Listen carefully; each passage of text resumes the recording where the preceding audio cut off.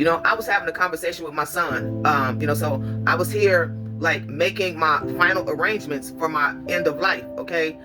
Because we're not going to live forever, and I'm 60 years old. And so when I called him, we have this conversation, and what you doing, how you doing, and all this and that. And so when I got to the part of the conversation where I started to share with him what my final end of life plans were, he was like, "I'm busy right now."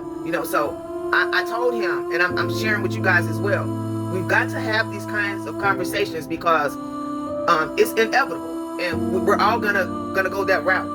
When, we don't know. And I'm saying, even for the younger people, you don't have to wait until you get old to start making your end of life plans. Get you some life insurance, get things in order, get things in writing, let your loved ones know, what your final plans are. Because as hard as it might be, we have to have these conversations, and it just like tripped me out because, he was like, "I'm busy right now." Yeah, you weren't busy for the last 5 minutes while we just like shooting the breeze. Maybe we have to have this conversation, so that's all I want to say.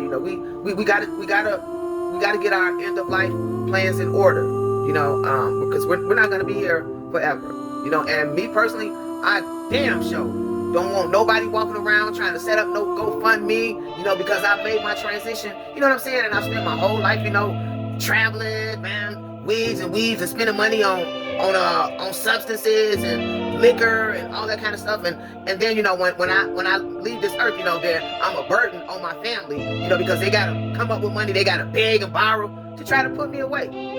That's not gonna happen. Okay, so yeah, get your end of life plans in order, because it's inevitable.